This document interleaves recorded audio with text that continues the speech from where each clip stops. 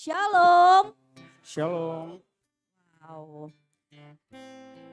Kami mengucapkan selamat beribadah, selamat datang. Kiranya anugerah Tuhan yang besar menyertai ibadah kita dari permulaan, pertengahan hingga akhirnya. Begitu juga dengan jemaat yang saat ini mengikuti ibadah kita secara online. Kiranya anugerah Tuhan juga menyertai kita dimanapun kita beribadah pagi hari ini. Oke, saya mengundang kita semua. Coba lihat kanan kiri temannya, depan belakang temannya, berikan salam. Shalom, anugerah Tuhan yang besar menyertaimu saudaraku. Coba. Ayo. Shalom, anugerah yang besar menyertaimu saudaraku. Begitu juga dengan singer dong. Ayo, shalom. Shalom, anugerah Tuhan kita yang besar menyertaimu. Amin. Amin. Kita akan memulai ibadah kita pagi hari ini. Persiapkan hati dan pikiran kita. Saya mengundang kita semua untuk bersaat teduh sejenak. Kita mulai.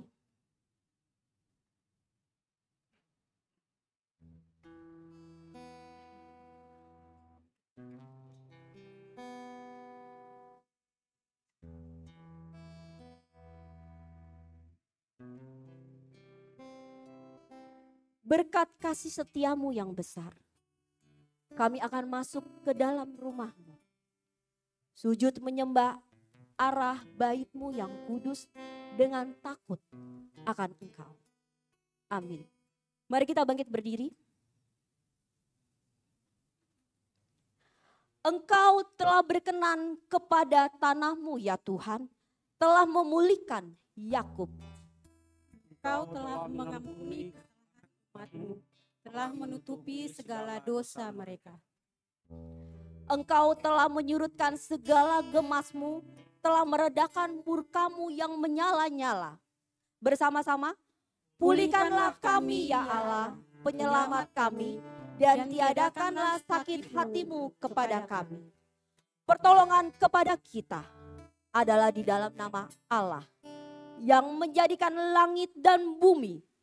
Turunlah atas kita sekalian anugerah dan sejahtera daripada Allah Bapa dan dari anaknya Yesus Kristus, serta pengasihan dari Roh Kudus menyertai kita semua. Untuk membuka ibadah kita pagi hari ini, kita angkat satu pujian. Ku masuk ruang Maha Kudus. Kita nyanyikan lebih kusuk. Biarlah kuasa Tuhan ada di tempat ini. Menyertai saudara-saudaraku, menyertai ibadah kita pagi hari ini. Masuk ruang Maha Kudus dengan darah anak domba. Ku masuk dengan hati tulus, menyembah yang Maha Kuasa. Ku masuk ruang Maha Kudus. Masuk ruang Maha Kudus dengan darah anak domba. Masuk dengan hati tulus, menyembah yang Maha Kuasa. Ku menyembah-Mu, Sungguh lagi. ku sembah-Mu, Menyembah-Mu Tuhan. ku menyembah-Mu,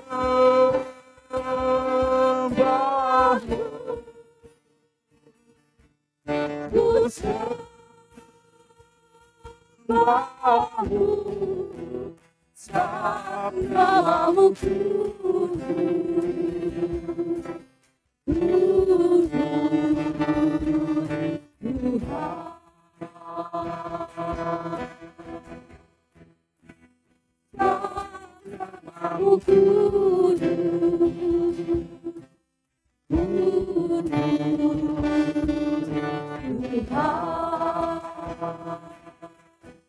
Pagi hari ini kita datang ke rumah Tuhan. Melepaskan semua beban dan permasalahan di sini. Kita mau Tuhan menjamah hati dan pikiran kita. Lebih fokus lagi, lebih sungguh lagi menyembah Tuhan pagi hari. Mengucap syukur atas anugerah Tuhan yang besar yang Dia berikan kepada saya, Anda, dan saudara-saudara. Masuk dengan hati turun, menyembah yang maha kuasa. Menyembahmu Tuhan, menyembahmu Engkau Raja. ku sembahmu, menyembahmu ku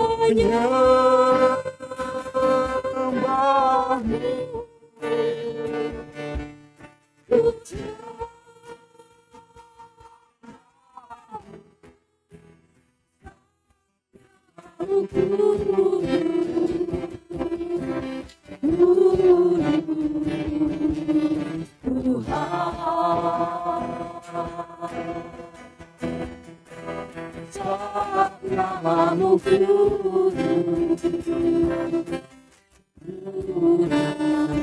Menyembahmu Tuhan.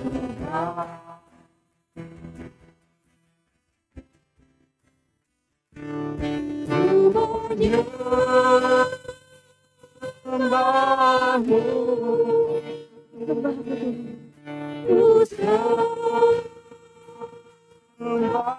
Lebih sungguh lagi katakan di dalam hatimu, ku menyembahmu Bapa. Semuanya karena Tuhan, karena berkat Tuhan yang melimpah bagi hidup kami. Ku menyembahmu Tuhan. namamu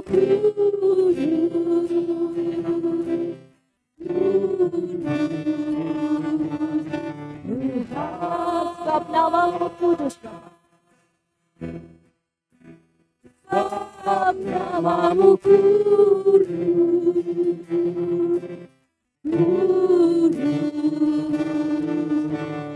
Sebab namamu kudus Tuhan.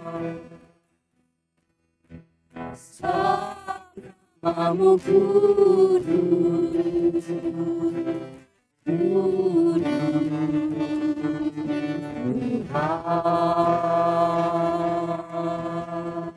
Kita berdoa. Tuhan Yesus yang baik, terima kasih Tuhan. Pagi hari ini kami menghirup hawa yang segar. Kami bisa menghirup kehidupan yang baik bagi hidup kami. Itu semua karena anugerah Tuhan yang besar kepada kami. Tidak henti-hentinya kami mengucap syukur. Kami datang ke altar Tuhan pagi hari ini. Kami siap menerima rawatan Tuhan pagi hari ini. Biar Tuhan memberkati ibadah kami ini. Dari permulaan, pertengahan hingga akhirnya. Kami juga berdoa Tuhan. Untuk teman kami, saudara kami. Yang belum tiba di tempat ini. Atau memang berbeban berat di luar sana. Tuhan bantu selesaikan semua permasalahan. Tuhan bantu pikul semua apa yang menjadi permasalahannya dia. Kami rindu akan kehadiran teman-teman kami. Kami rindu bersama-sama di tempat ini. Memuliakan nama Tuhan. Tuhan Yesus, kami datang ke sini Bapa. Adalah sebagai wujud cinta kami yang besar kepada kami. Kepada Engkau Tuhan. Kami umat-Mu yang lemah. Yang seringkali jatuh melupakan Engkau. Tapi kami sadarkan kelemahan kami Bapa. Ingatkan kami Tuhan. Dikala kami jatuh. Ingatkan kami Tuhan. Dikala kami menyerah akan semua beban dan permasalahan hidup kami. Ada Engkau yang ada untuk kami. Untuk saudara dan siapapun itu Bapa. Yang menerima Engkau dengan baik di hati kami. Terima kasih Tuhan, berkati kami pelayan-pelayan yang bertugas pagi hari ini. Biarlah Tuhan memakai kami untuk memberkati saudara-saudara kami. Terima kasih Tuhan, kami menyerahkan semua ibadah ini ke dalam tangan anak-Mu Yesus Kristus, Tuhan dan Juru Selamat kami yang hidup. Amin. Silakan kembali duduk. Ada sukacita pagi hari ini? Amin. Mari kita angkat satu pujian kembali. Dari nyanyian Kidung Metodis. Barak siapa?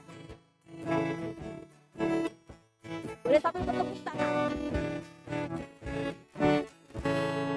Barang siapa dengar maksud dan kabar, kirim kabar ke seluruh dunia.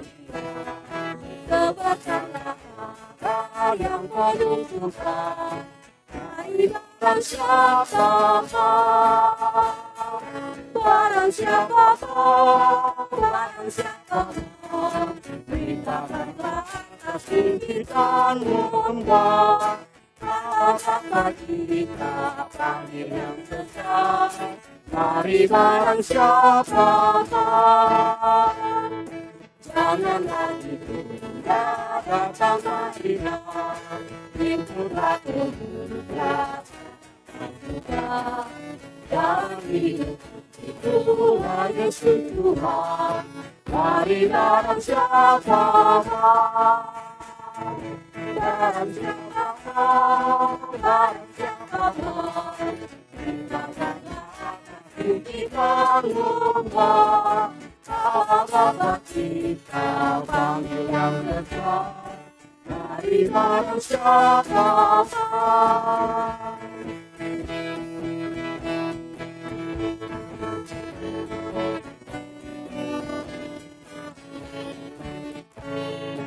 barang siapa tetaplah janjinya, barang siapa selamanya, barang siapa terima hidup kekal.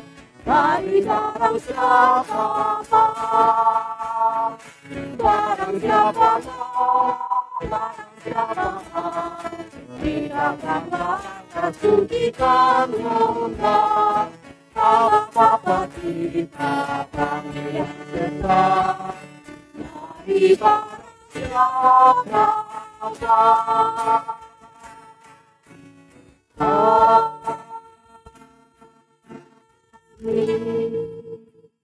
Silakan berdiri, saudaraku.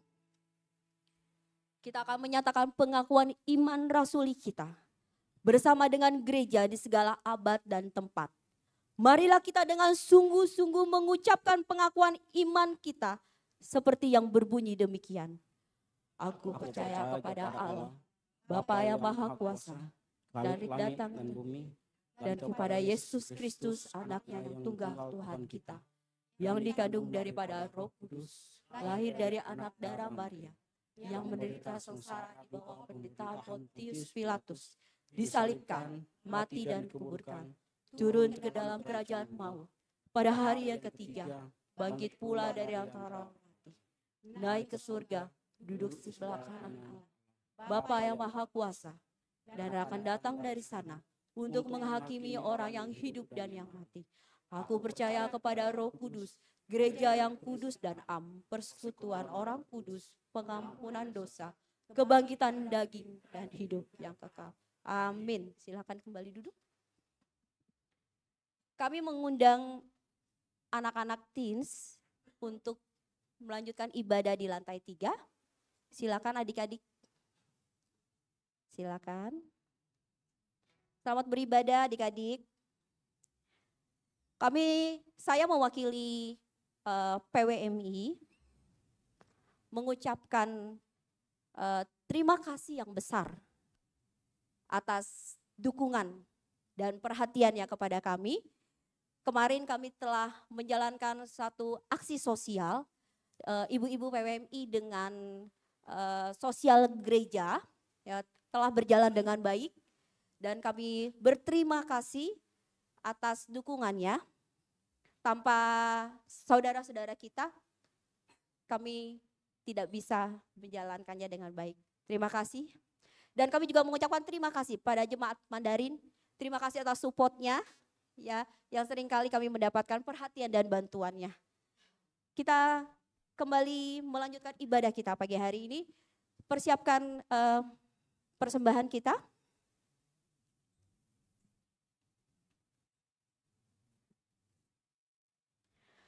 Barang siapa mempersembahkan syukur, ia memuliakan aku. Dan barang siapa menunjukkan jalannya, aku akan menunjukkan keselamatan Tuhan. Amin. Mari kita berdoa. Terima kasih Bapa atas keterlibatan Engkau di dalam ibadah ini. Semua bisa berjalan dengan baik. Tentu kami ini bukan apa-apa tanpa Engkau Bapa. Engkau adalah kekuatan, batu perlindungan bagi kami. Sehingga ini berjalan dengan baik. Tiba saatnya Tuhan, kami ingin memberikan persembahan kami. Kiranya Tuhan memakai hamba Tuhan yang bertugas mengelolanya. Biarlah menjadi berkat untuk pelayanan Tuhan di dalam gereja ini. Terima kasih Tuhan, kami menyerahkannya di dalam nama Anak-Mu Yesus Kristus, Tuhan dan Juru Selamat kami yang hidup. Amin. Mengantar persembahan, kita nyanyikan lagu Kami Bawa Korban Pujian.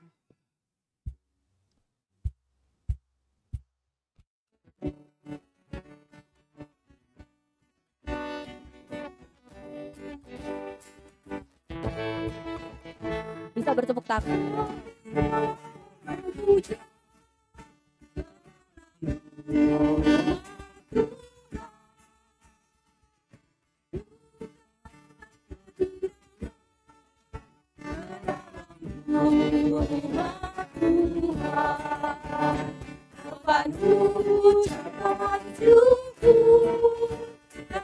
Persembahkan hatimu dan korban teringatnya, itu juga hatimu.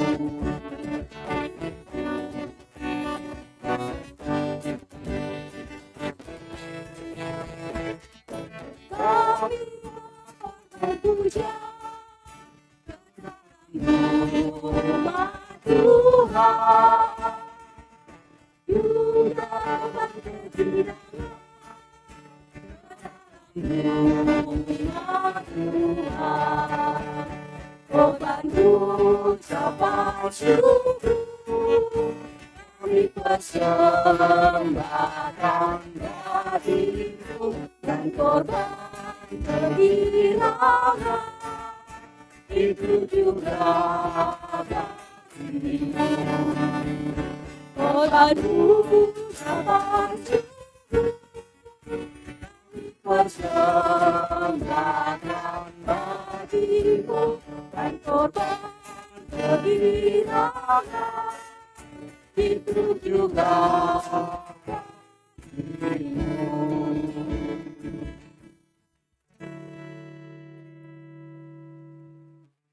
Mohon Tuhan memberkati. Mohon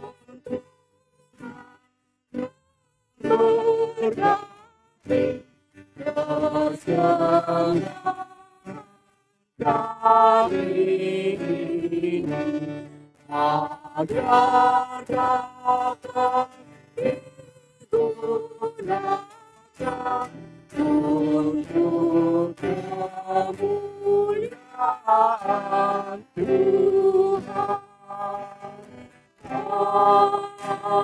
Amin.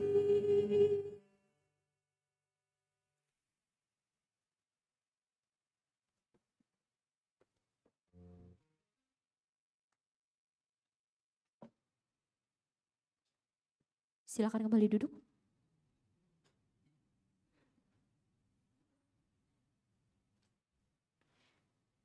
Pagi hari ini kita mau mendengarkan lawatan Tuhan yang akan disampaikan oleh Evangelis Mika Jaya. Sebelum kita mendengarkan firman Tuhan, kita bernyanyi satu pujian. Judulnya Sujud di Altarnya.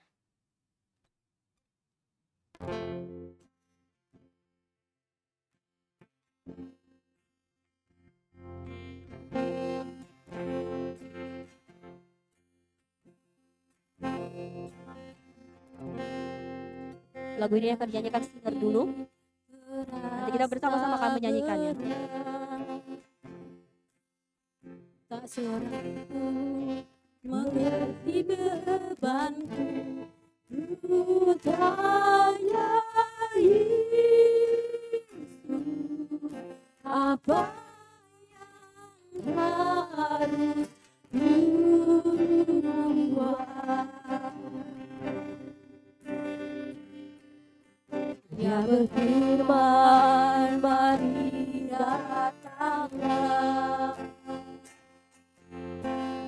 selalu pedulikan aku, dan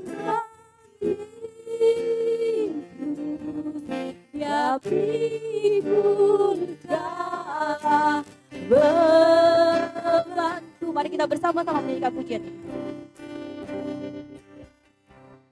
Bila hati terasa berat, Tidak ada seorang pun yang seorang percaya.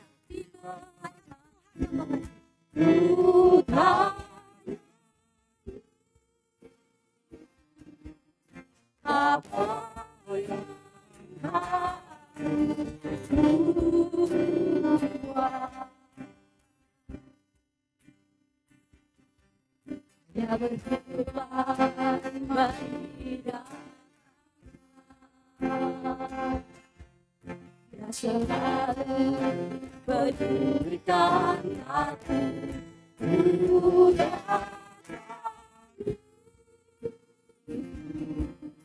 hatiku darah bebanku,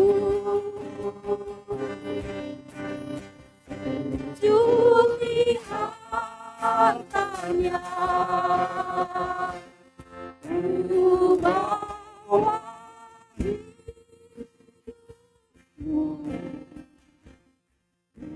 iman anugerahnya yang puniku dan bebaskanku.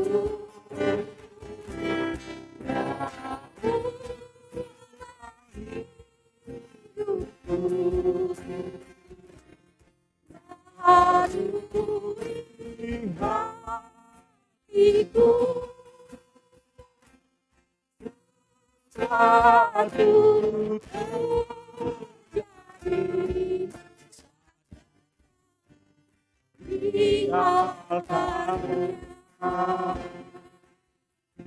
Biar aku melihat Tuhan pagi hari.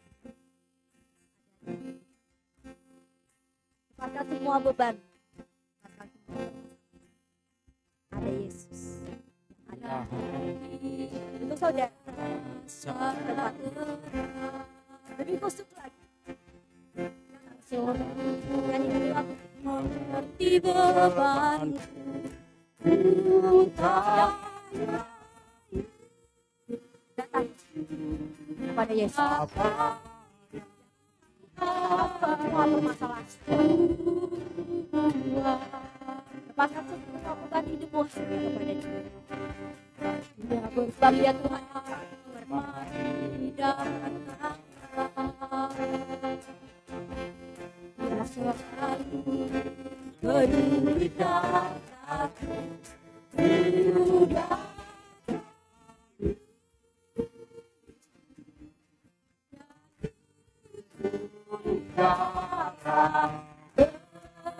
bebanku, curi hartanya bawa hidupku, berikan anugerahnya yang ampuniku dan bebaskanku.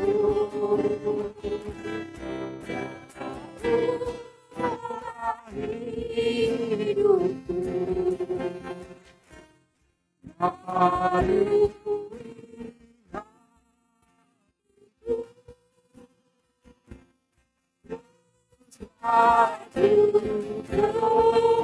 terjadi saat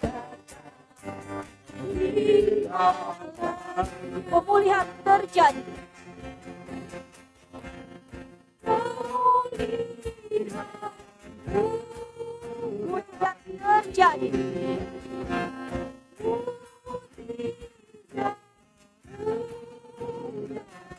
Kemenangan terjadi.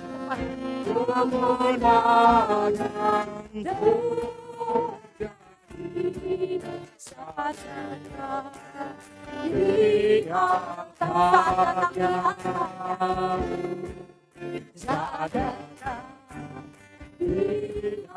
Saat datang di saat kita di altarnya.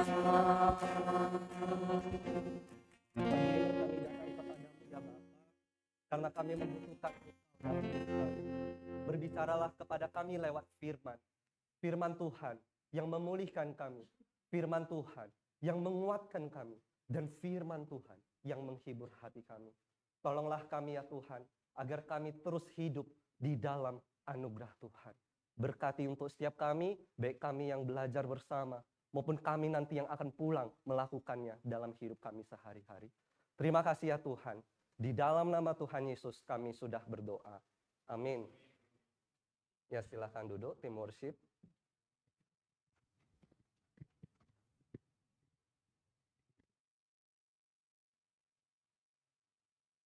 Ya, shalom Bapak Ibu dan Saudara yang dikasihi Tuhan, selamat pagi.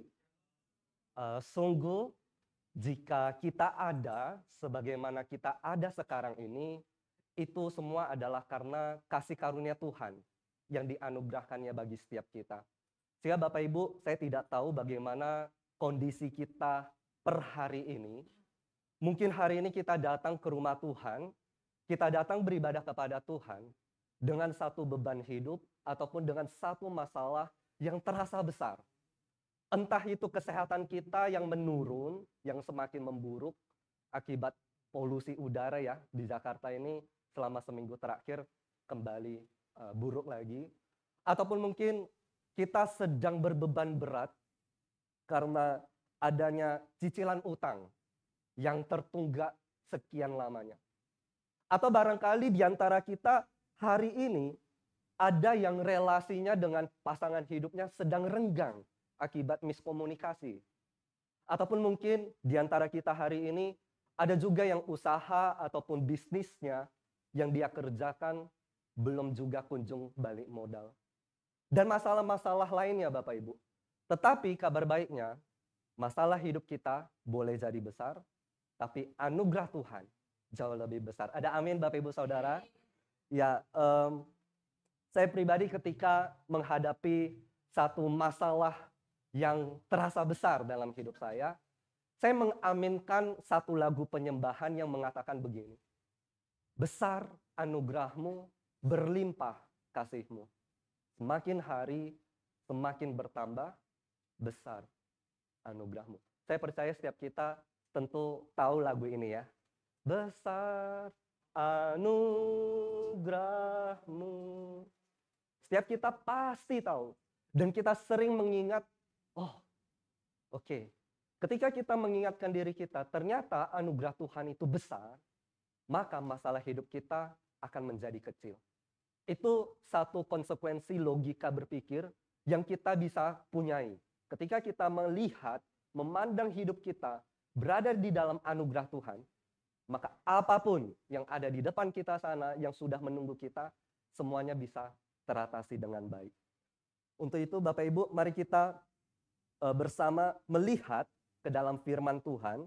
Firman Tuhan pagi hari ini diambil di dalam Matius pasal 20, ayat pertama hingga ayat yang ke-16. Jika berkenan, mari Bapak Ibu Saudara kita baca firman ini secara bersahut-sahutan. Matius pasal 20 ayat 1 sampai ayat yang ke-16.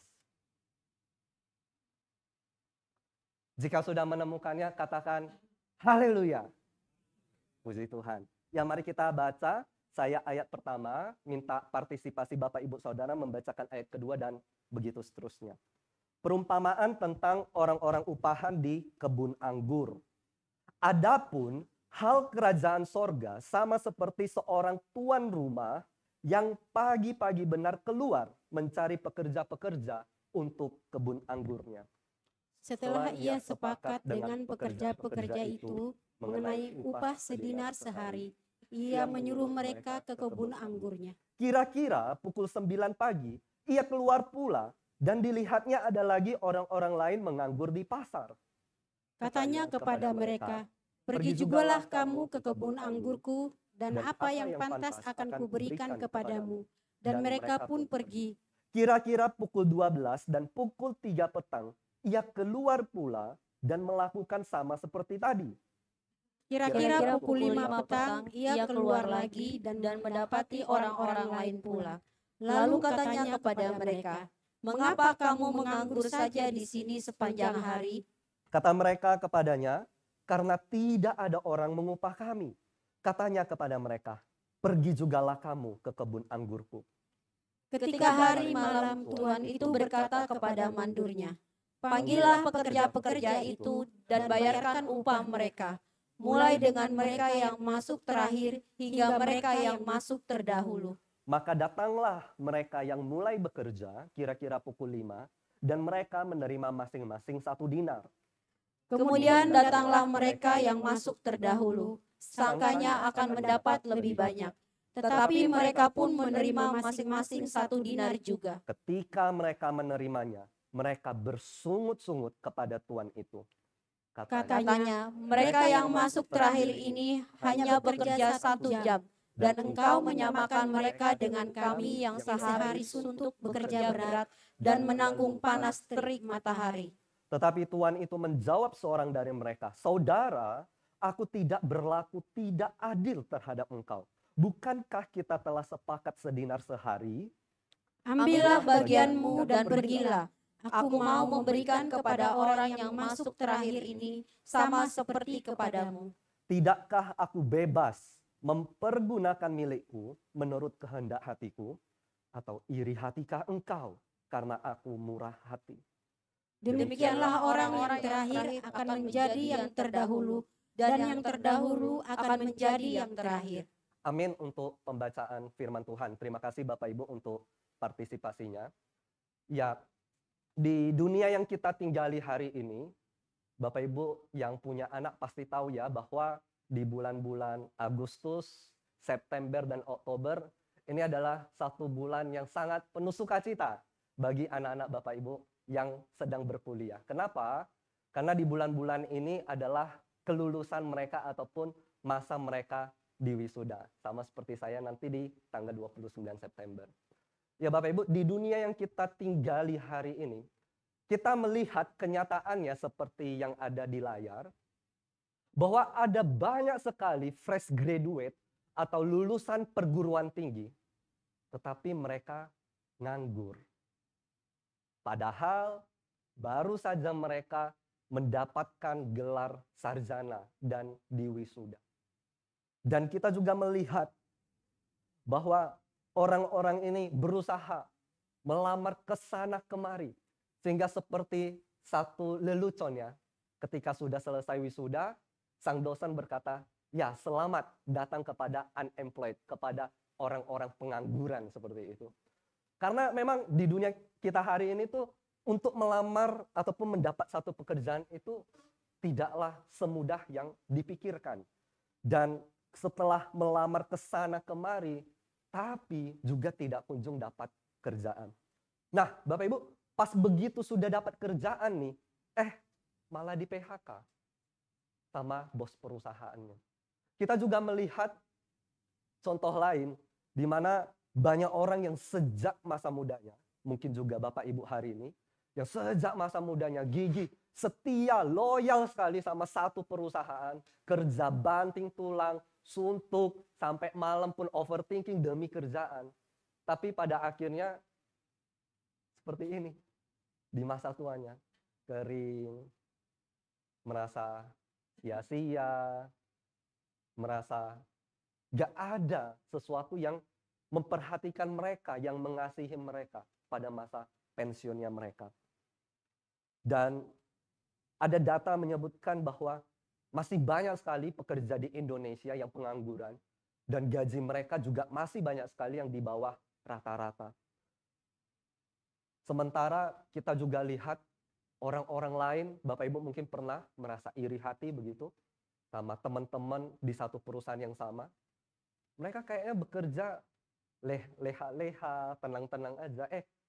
Tapi gajinya cair, makan gaji buta, hidup mereka lebih makmur daripada ketimbang kita yang bekerja dengan sungguh-sungguh. Nah, Bapak Ibu, dari ayat 1 sampai ayat 3, di sini Tuhan Yesus menjelaskan bahwa ternyata di dalam kerajaan Allah terdapat satu perbedaan yang signifikan. Kalau di dunia kita hari ini, kita yang melamar pekerjaan, tapi ternyata di sistem kerajaan Allah, justru sang tuan itulah yang pergi mencari pekerja. Lihat kembali di Matius 20 ayat 1. Di situ dikatakan, adapun hal kerajaan sorga sama seperti seorang tuan rumah yang pagi-pagi benar keluar mencari pekerja-pekerja untuk kebun anggurnya. Ini merupakan satu inisiatif Allah. Allah berinisiatif dalam kehidupan kita, mengundang setiap kita dalam anugerahnya, supaya kita mengalami yang namanya janji kehidupan. Janji kehidupan itu bukan hanya bicara soal keselamatan, Bapak Ibu, bukan hanya bicara soal kita mati, tapi juga bicara soal selama kita hidup di dunia ini, Tuhan pun akan memberikan janji-janjinya dalam hidup kita. Dan anugerah yang Allah berikan kepada setiap kita, itu bukan cuma masuk ke dalam kerajaannya saja, tetapi juga bekerja bagi kerajaannya. Sederhananya begini Bapak Ibu. Bapak Ibu pernah punya teman nggak yang mendaftar ke sekolah tinggi teologi 2 kali, 3 kali, 4 kali, bahkan sampai yang kali kelima, dia tetap gagal, nggak masuk ke sekolah tinggi teologi. Pernah? Atau Bapak Ibu yang bekerja di dunia marketplace, rajin ibadah, tapi di luar sana bekerjanya sama sekali tidak mencerminkan nilai-nilai kerajaan Allah. Sama sekali bertentangan dengan kebenaran firman Tuhan. Nah, Bapak Ibu, sebelum lebih lanjut, saya ingin lebih tahu dong tentang kehidupan Bapak Ibu.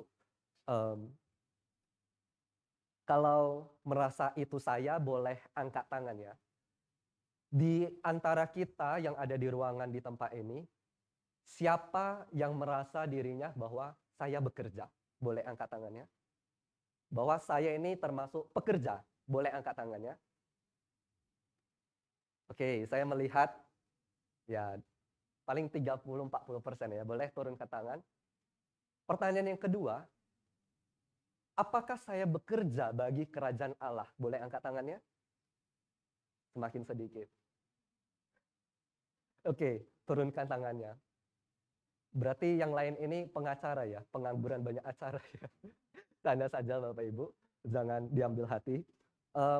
Firman Tuhan pagi ini akan sama-sama memberikan kita satu kacamata, satu perspektif, atau istilah anak muda, satu point of view tentang pekerjaan berdasarkan anugerah Allah.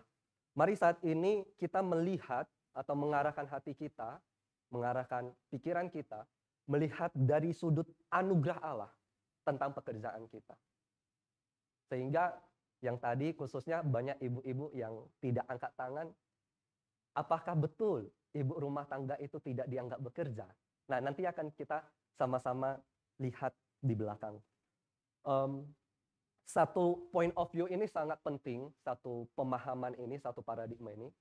Karena seperti balok yang ada di depan 2 orang, di mana di hadapan saya hanya melihat 3 balok.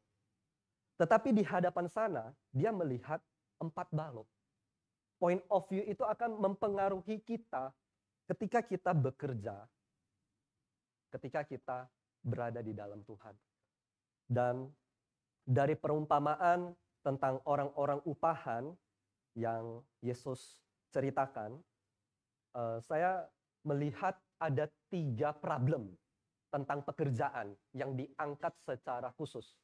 Yang pertama, bahwa ketika kita bicara soal anugerah Allah dalam pekerjaan, ada orang-orang yang menganggur. Ada orang-orang yang tidak bekerja. Dan yang kedua, ada juga problem Bapak Ibu. Bahwa anugerah Allah ternyata tidak menutup kenyataan yang ada. Bahwa masih ada orang-orang yang tidak diupah. Atau tidak ada orang yang mengupah kami. Dan yang ketiga, ketika bekerja, ketika menjadi orang Kristen, pengusaha Kristen, pekerja Kristen, ternyata masih ada orang-orang yang berprasangka, sangkanya akan mendapat lebih banyak setelah melakukan ini dan itu kepada Tuhan. Setelah memberikan persepuluhan atau setelah melayani Tuhan, sangkanya Tuhan akan lebih mengasihi dia. Padahal sebetulnya enggak. Bahkan ketika kita berdosa sekalipun, Tuhan tetap mengasihi kita. Mari kita bahas secara satu persatu. Yang pertama Bapak Ibu, tentang menganggur. Di situ di ayat 3 disebutkan, kira-kira pukul 9 pagi ia keluar pula dan melihatnya ada lagi orang-orang lain menganggur di pasar. Dan di ayat 6 kata menganggur ini diulang kembali dengan penekanan tambahan yaitu sepanjang hari. Penting untuk kita ketahui bersama Bapak Ibu bahwa menganggur yang dimaksudkan dalam teks firman Tuhan ini bukan bermalas-malasan. Mereka menganggur bukan di rumah, tetapi di pasar.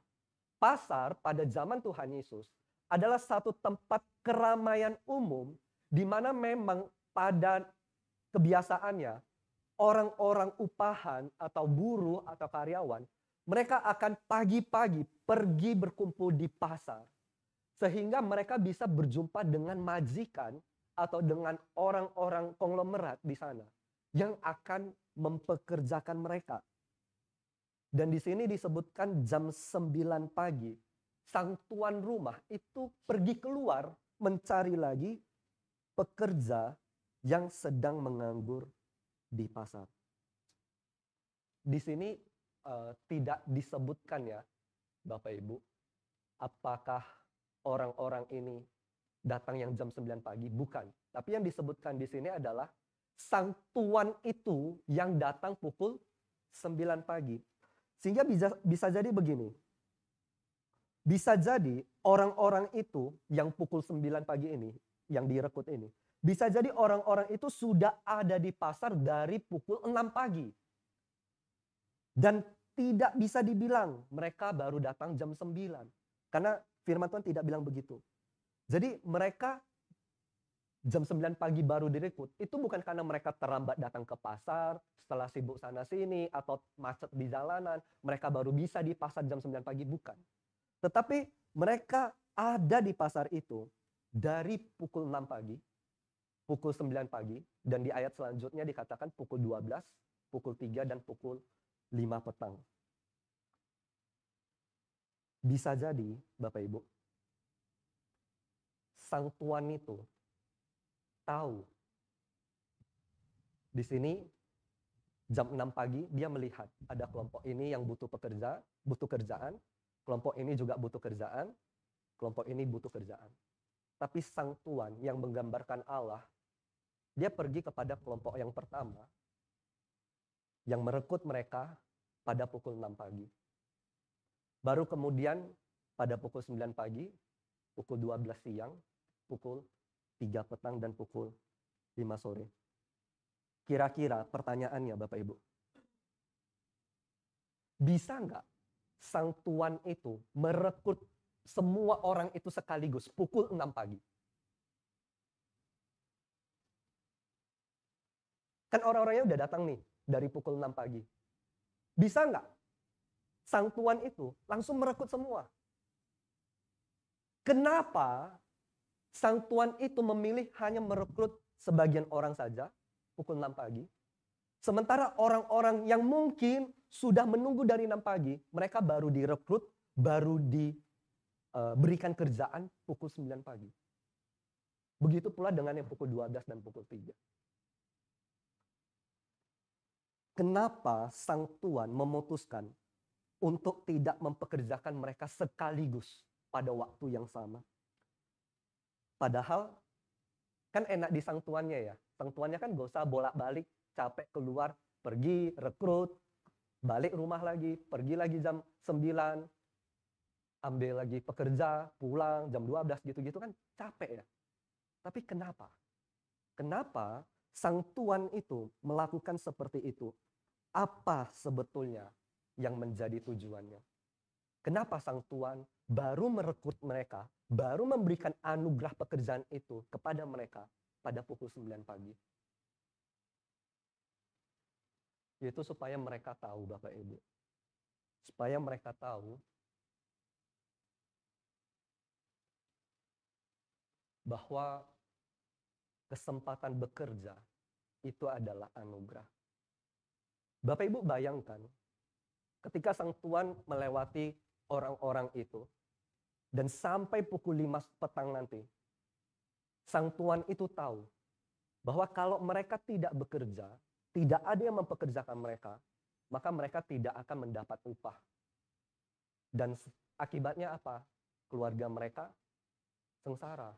Mereka tidak punya penghasilan untuk kehidupan satu hari itu, dalam 1 dinar itu. Di sini kita bisa belajar bersama Bapak Ibu, bahwa Sang Tuhan memberikan kesempatan bekerja, karena bekerja bagi kerajaan Allah itu adalah anugerah.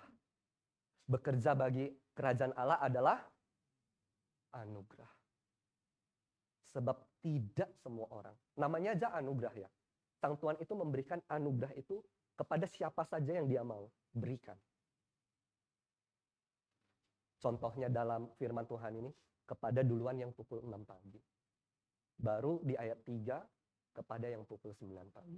Seterusnya sampai pukul 5 petang sore.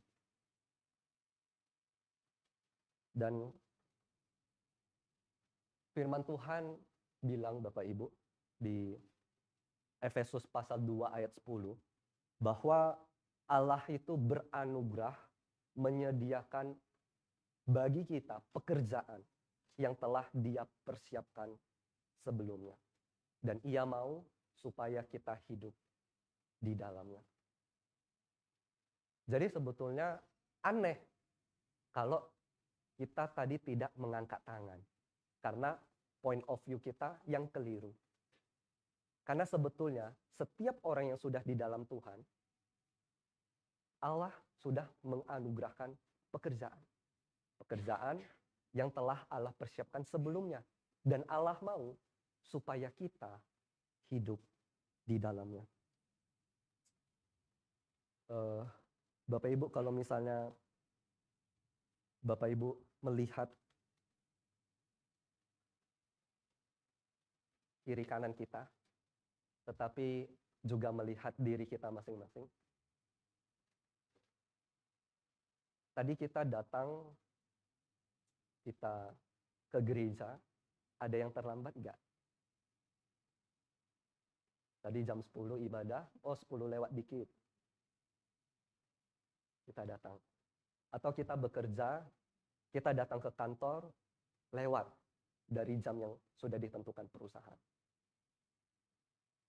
Itu bukanlah ciri kehidupan orang Kristen.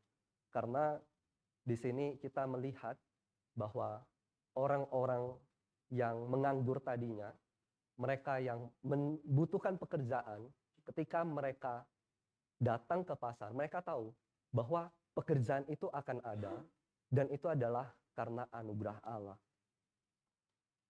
Sehingga mari kita refleksi pagi hari ini, apakah saya sudah menyadari bahwa pekerjaan saya saat ini berasal dari anugerah Allah?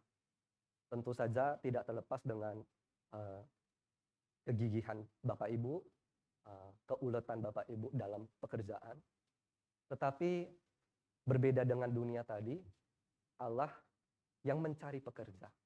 Allah yang memberikan, menganugerahkan pekerjaan. Saat kita menyadari pekerjaan kita adalah anugerah Allah, maka kita tidak akan bekerja sembarangan. Maka kita akan sungguh-sungguh bekerja bagi kerajaan Allah. Nah, ini yang tadi Bapak Ibu. Apakah saya sudah hidup di dalam pekerjaan yang telah Allah persiapkan sebelumnya? Hari ini jangan cuma bekerja sebagai dokter. Bekerjalah sebagai dokter Kristen yang telah Allah persiapkan sebelumnya. Jangan cuma bekerja sebagai guru atau dosen. Bekerjalah sebagai guru atau dosen yang telah Allah persiapkan sebelumnya. Jangan cuma bekerja sebagai pelayan, pekerja, buruh harian. Bekerja sebagai pekerja buruh harian yang telah Allah persiapkan sebelumnya. Apapun pekerjaan kita hari ini, baik di mata dunia itu pekerjaan yang remeh-temeh atau pekerjaan yang dikatakan wah, mari kita kerjakan karena itu telah dipersiapkan Allah sebelumnya. Bukan sebagai pengusaha biasa, tapi sebagai pengusaha Kristen yang telah Allah persiapkan sebelumnya.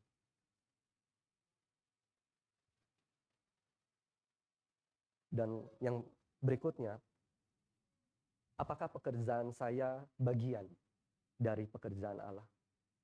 Bapak Ibu, hari ini tujuan bekerja apa sih? Kenapa setelah wisuda Bapak Ibu mencari pekerjaan? Apakah cuma sebatas mencukupi kebutuhan hidup sehari-hari? Atau sesungguhnya ada tujuan yang lebih besar?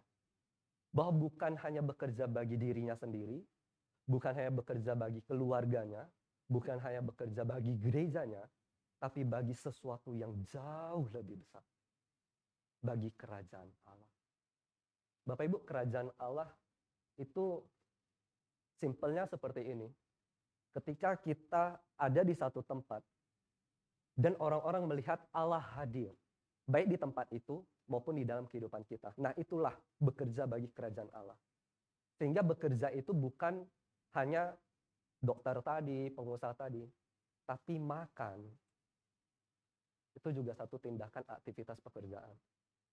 Lakukanlah segala sesuatu untuk kemuliaan Allah. Nah, ibu rumah tangga tadi, apakah mereka tidak bekerja? Mereka bekerja, Bapak Ibu. Walaupun, ya ini, tidak ada orang yang mengupah kami. Di sini, di ayat 7 dibilang, kata mereka kepadanya, karena tidak ada orang mengupah kami, atau dalam Inggrisnya, no one hire us. Artinya, tidak ada yang mempekerjakan. Bukan bicara soal upahnya terlalu banyak atau upahnya terlalu sedikit, sehingga mereka tidak mau bekerja. Tetapi orang-orang ini, mereka tanpa memperhitungkan gaji itu, mereka siap berkata, ya Tuhan, ini aku, utuslah aku, pakailah aku. Jadi mereka bukan berkata, kemana saja asalkan ke kota. Enggak, bahkan ke desa sekalipun, mereka siap. Mereka berkata ya pada panggilan Tuhan, pada anugerah Tuhan untuk bekerja bagi kerajaan Allah. Dan mereka ini adalah orang-orang yang bekerja sesuai calling grace, sesuai panggilan anugerah dalam kehidupan kita. Tidak semua orang dipanggil sebagai pendeta, hamba Tuhan, betul Bapak Ibu? Tapi setiap kita dipanggil Tuhan nggak setiap kita? Dipanggil. Nggak ada seorang pun di antara kita yang tidak diberikan panggilan pekerjaan Allah yang mulia itu. Tidak ada. Semua orang, setiap kita, dipekerjakan oleh Allah. Karena Allah mempekerjakan kita semua menjadi pembuat murid di antara segala suku bangsa. Bukan dikatakan karena itu pergilah lay leader, karena itu pergilah majelis, atau karena itu pergilah pengusaha, tidak. Tapi semua, karena itu pergilah, muridkanlah semua suku bangsa. Caranya gimana muridkan semua suku bangsa? Saya ambil contoh yang relate dengan kehidupan kita. Memuridkan semua suku bangsa berarti kita pergi. Bukan cuma jago kandang di dalam tembok. Tapi kita keluar dari tembok gereja. Kita menginjili, kita menjangkau orang-orang yang belum percaya di keluarga kita, di tempat kerja kita, di pergaulan kita, dan baptislah mereka, yaitu dengan membawa mereka dari luar, masuk ke dalam komunitas, ke dalam keluarga Allah. Jadi di gereja seharusnya hubungannya adalah keluarga, bukan bos dan atasan. Keluarga Allah, gereja adalah anugerah, tempat di mana Allah mengumpulkan orang-orang yang Dia selamatkan. Dan ajarlah mereka melakukan segala sesuatu. Bukan sekadar menjadi member, menjadi jemaat, menjadi anggota, tetapi menjadi disciple, dilatih menjadi murid, menjadi pengikut Kristus, atau bahasa yang lebih sederhananya lagi, bukan pendengar tetapi pelaku firman. Allah mempekerjakan kita semua untuk menjadi pembuat murid bagi kerajaan Allah. Pertanyaan, menurut Bapak Ibu, bekerja bagi Allah apakah harus pintar dulu? Tidak ya. Karena di Alkitab kita lihat murid-murid Tuhan Yesus yang pada zaman itu dikatakan di Kisah Rasul, mereka adalah orang-orang yang tidak terpelajar. Mereka golongan yang bawah, berada di bawah di masyarakat pada saat itu. Tetapi apa? Orang-orang nelayan, pemungut cukai, pendosa, mereka yang diberikan anugerah menjadi 12 murid pertama, menjadi pilar-pilar gereja. Jadi tidak tunggu harus pintar dulu. Kemudian, apakah bekerja bagi Allah itu hanya orang muda saja? Kalau misalnya sudah tua atau sudah pensiun, sudah di usia indah, tidak lagi bisa bekerja bagi kerajaan Allah. Apakah seperti itu? Tidak. Karena kita lihat di dalam Alkitab, justru orang-orang seperti Nenek Louis, Ibu Yunike, mereka menghasilkan Timotius. Seorang rasul yang luar biasa dipakai Tuhan. Mendirikan gereja besar, pendeta muda di gereja Filipi. Kemudian, apakah hanya orang kaya yang bisa bekerja bagi kerajaan Allah? Kalau kita dalam keadaan prasejahtera, apakah kita nggak bisa bekerja bagi kerajaan Allah? Bisa nggak kita berbuat sesuatu untuk kerajaan Allah? Bisa. Sekecil apapun yang kita miliki.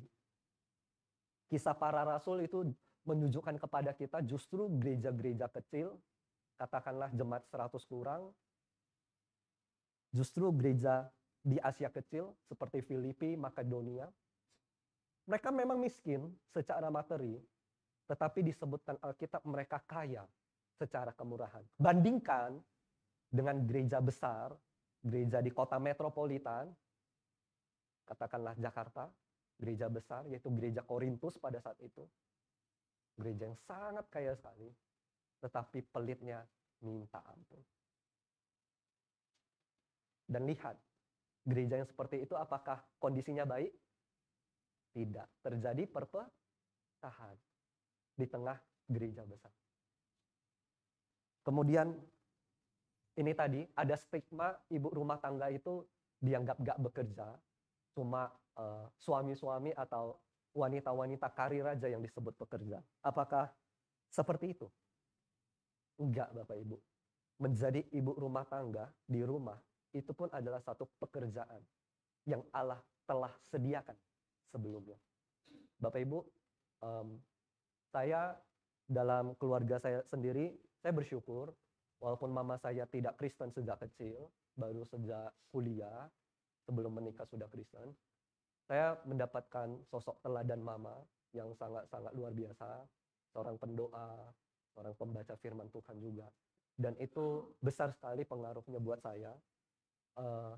Sedikit banyak menolong saya untuk tidak keluar-keluar amat lah dari pagar gereja itu. Saya masih dilindungi oleh firman Tuhan, oleh komunitas gereja, oleh keluarga saya. Untuk tidak lagi jatuh ke dalam dosa. Anak-anak muda sekarang kan ada begitu banyaknya. Nah Bapak Ibu, ini saya juga ceritakan satu kisah, teringat. Satu kali saya pelayanan di satu gereja tempat weekend, di salah satu gereja di kota Bandung.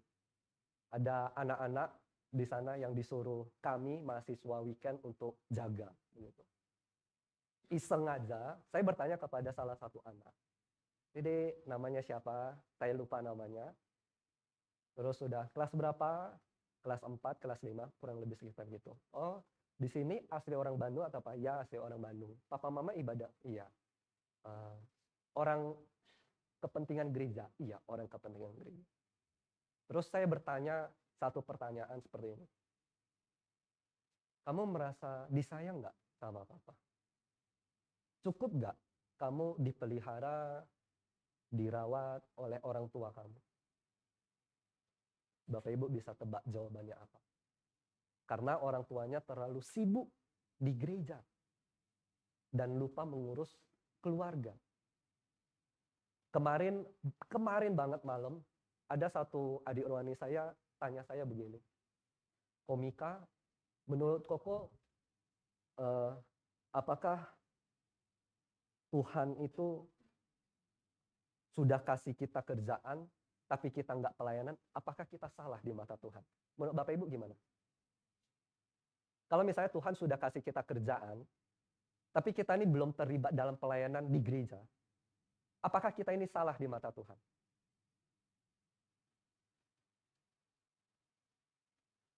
Saya bilang tidak. Karena itu seakan-akan hanya yang di gereja yang untuk Tuhan.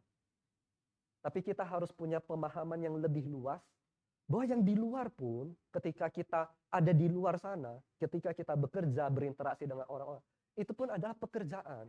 Itu pun adalah bagian kita untuk menghadirkan kerajaan Allah. Untuk menghadirkan kasih, kita nggak pahit hati, kita nggak iri sama orang-orang di sekitar kita. Kita betul-betul menjadi terang, kita menjadi pembawa damai di tengah-tengah lingkungan. Penting untuk kita refleksikan juga yang berikutnya. Bapak Ibu, hari ini jangan minder dengan kekurangan kita. Karena bekerja bagi kerajaan Allah itu bukan soal kita. Bukan soal kemampuan kita, tapi anugerah Allah yang memampukan kita. Apapun kekurangan, ingat ada talenta, ada karunia rohani yang Allah berikan kepada kita. Jangan pernah minder. Kalau memang kita tidak bisa pelayanan di atas mimbar, karena kita ada satu dan lain hal, masalah faktor kesehatan, mungkin suaranya tidak bisa keluar karena pernah operasi pita suara seperti itu. Kita bisa pelayanan di bawah mimbar, bukan? Ada banyak sekali bagian di dalam pekerjaan Tuhan yang bisa kita kerjakan. Jangan pernah minder saat ini kalau kita masih menjadi tukang usaha, kita merintis karir dari bawah. Jangan pernah minder. Karena kita itu bekerja bagi Allah. Tetapi juga sisi lain jangan dengan kelebihan kita. Kemudian jangan sia-siakan masa muda kita. Buat kita yang masih muda, jangan pernah sia-siakan. Mari kita pakai hidup ini kesempatan melayani Tuhan. Tapi Bapak Ibu, saya juga ingin menguatkan setiap Bapak Ibu, jangan pernah sepelekan masa tua Bapak Ibu. Justru bukan secara rohani ya, kita ngomong dulu secara dunia. Justru orang-orang dunia yang usianya 70, 80 tahun, mereka justru baru menjadi orang-orang top, orang-orang yang berpengaruh. Dan di Alkitab kita melihat orang-orang yang sudah lanjut usianya, Abraham, tadi Yunike, mereka orang-orang yang sungguh luar biasa mendidik generasi selanjutnya untuk takut akan Tuhan. Bapak Ibu masih bisa berkontribusi bagi kerajaan Allah. Sekalipun udah pensiun, sekalipun ada kelemahan, jangan pernah sepelekan, masih ada anugerah Tuhan. Dan juga jangan tunggu sudah banyak baru melayani Tuhan. Jangan juga malu ketika kita memberi sedikit, karena Tuhan melihat hati, Tuhan beranugerah kepada kita. Jangan merendahkan pasangan hidup kita, suami istri, ketika pulang, jangan cuman istri aja yang ngurus rumah tangga, saling bekerja sama, bukankah itu artinya menjadi satu daging, menjadi satu kesatuan. Juga jangan mengkompromikan iman kita ketika kita bekerja.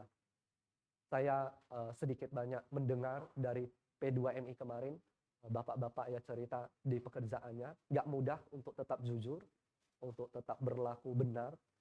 Tapi percayalah, anugerah Tuhan akan memampukan dan tidak akan pernah berkekurangan ketika kita sungguh-sungguh bekerja bagi Tuhan. Dan yang terakhir, Bapak Ibu, ketika kita melayani Tuhan, bekerja dalam konteks gereja ya, melayani Tuhan, jangan pernah kita sangka bahwa kita akan mendapat lebih banyak daripada orang-orang Kristen di luar sana yang tidak melayani Tuhan. Kenapa? Karena firman Tuhan bilang di ayat 8, ketika hari malam, Tuhan itu berkata kepada mandornya, panggillah pekerja-pekerja itu dan bayarkan upah mereka. Bapak Ibu, di dalam kitab Imamat, tidak ada jaminan bahwa sang tuan akan membayar upah pada hari yang sama. Itu diatur di dalam kitab Imamat, peraturan orang Israel. Karena sebelum itu, ketika mereka di Mesir, kita tahu ya, mereka tuh kerja rodi, Mereka kerja paksa hari ini, belum tentu mereka makannya layak, tempat tinggalnya layak. Mereka tuh sangat-sangat tidak mendapatkan apa yang menjadi hak mereka. Sehingga Allah memberikan aturan ini, yaitu harus membayar upah pada hari yang sama. Bekerja hari itu harus dibayarkan saat itu juga. Dan ini terjadi di dalam gereja mula-mula. Di gereja mula-mula, Rasul Yakobus di pasal 5, dia memperingati orang-orang kaya, di mana orang-orang kaya ini dikatakan mereka menahan upah dari buruh yang telah menuai hasil ladangnya. Dan orang-orang bawahan ini berteriak, berseru kepada Tuhan, dan Tuhan mendengar seruan mereka. Aplikasinya apa bagi kita yang bekerja? Mari kita, khususnya ketika kita mempekerjakan orang-orang lain bersama-sama di dalam tubuh Kristus, mari jangan pernah menahan apa yang menjadi upah bagi mereka. Jangan pernah merampas hak mereka. Baik pekerja perusahaan maupun pekerja gereja. Sedih sih Bapak Ibu kalau misalnya saya dengar hamba Tuhan malah tidak dihargai, atau sebaliknya jemaat yang malah dikucilkan karena latar belakang keluarga atau karena nggak ada relasi dengan orang-orang di dalam gereja itu. Sedih sekali ketika orang-orang ini yang melayani Tuhan, bekerja tulus bagi Tuhan, tapi mereka tidak mendapatkan perlakuan yang semestinya. Mereka justru diperlakukan semena-mena. Jangan pernah tahan upah mereka kecuali krisis finansial kayak kemarin ya, pandemi COVID-19, itu pengecualian. Dan Allah itu memberikan upah katanya kepada kita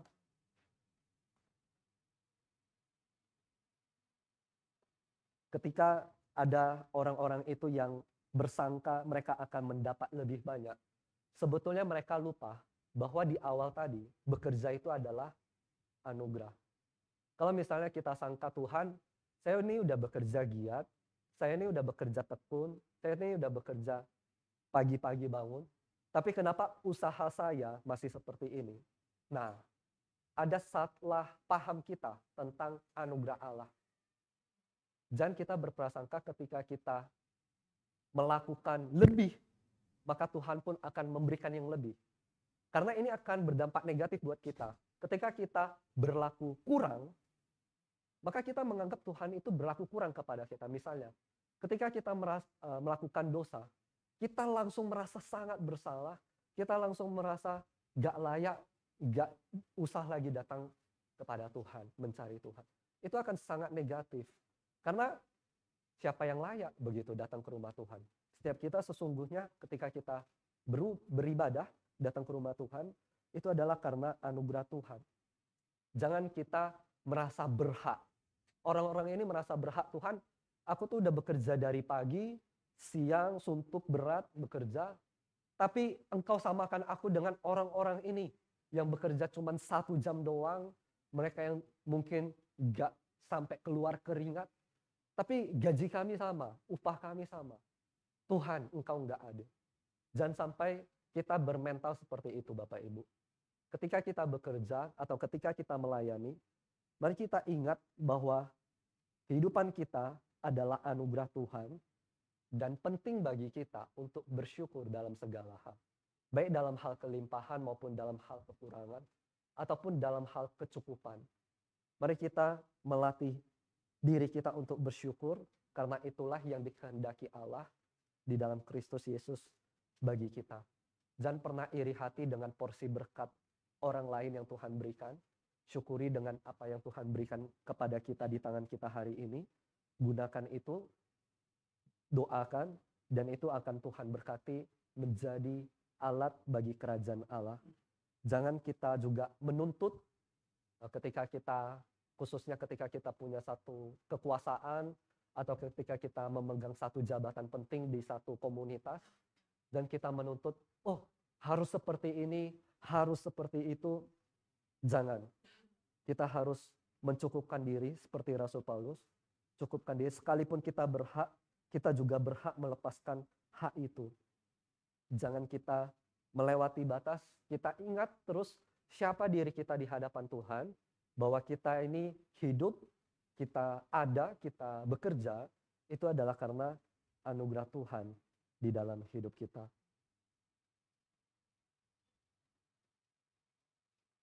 Seberapa sering saya menyombongkan diri dalam pekerjaan atau pelayanan saya?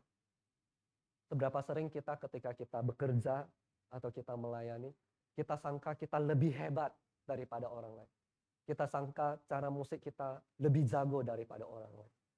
Kita sangka bisnis kita itu lebih maju ketimbang orang lain. Itu semua berbicara tentang diri kita, tentang ego kita yang tidak mensyukuri tentang anugerah Tuhan. Seberapa sering saya mengapresiasi pekerjaan atau pelayanan orang lain.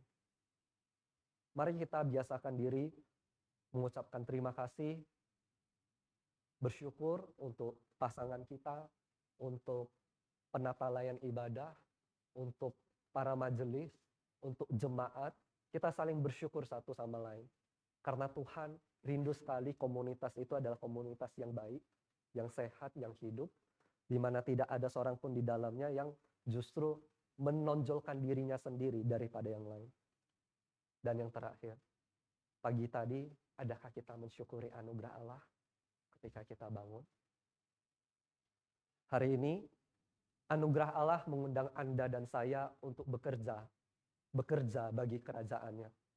Bukan kita harus pintar, bukan kita harus jadi kaya, bukan juga kita harus punya kekuasaan atau punya jabatan baru bisa kita melakukan sesuatu untuk Tuhan.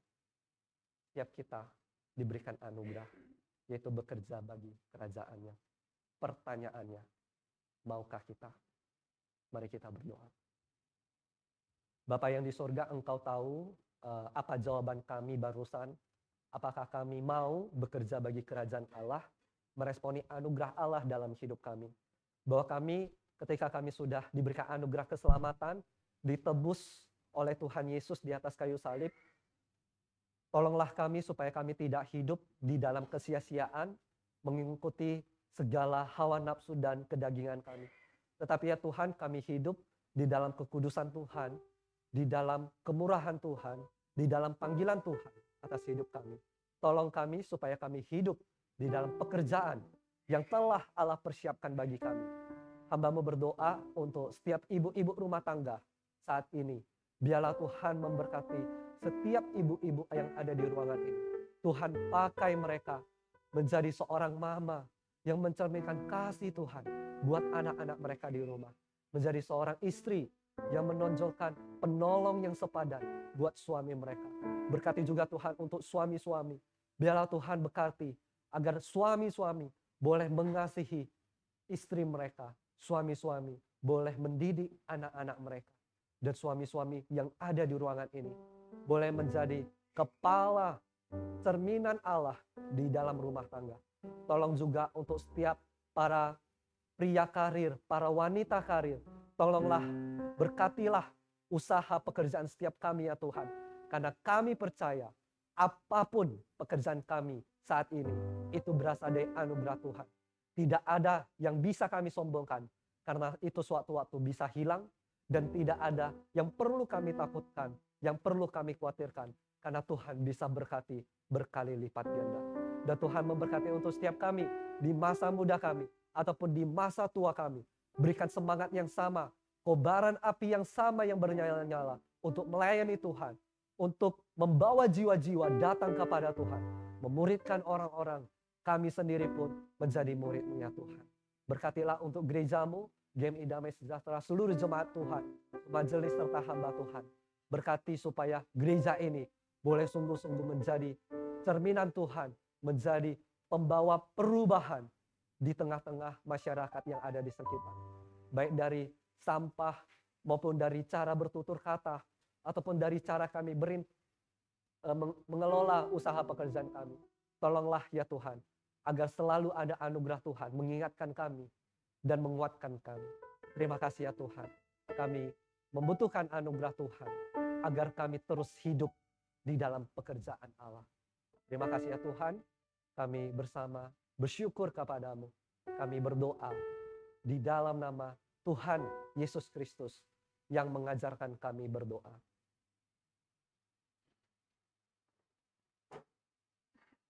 Bapa kami yang di sorga, dikuduskanlah namamu, datanglah kerajaanmu, jadilah kehendakmu di bumi seperti di sorga.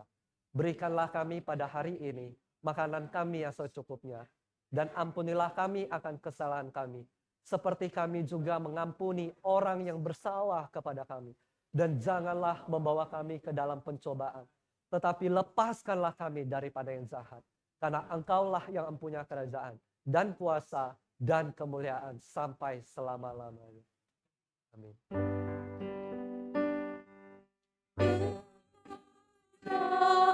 Allah dipuji serta kepada kasih Roh Kudus muliakan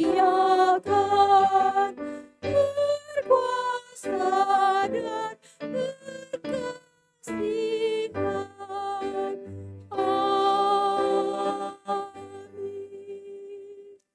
Saudara-saudara, pulanglah dengan kasih karunia Tuhan, dengan berkat-berkat yang daripada Tuhan.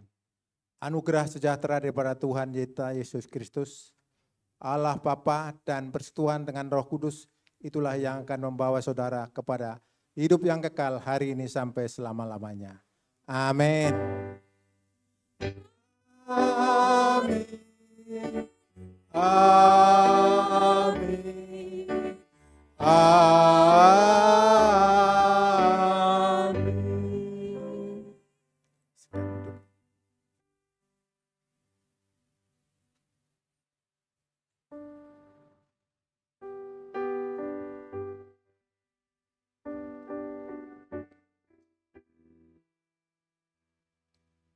Amin. Saat teduh selesai.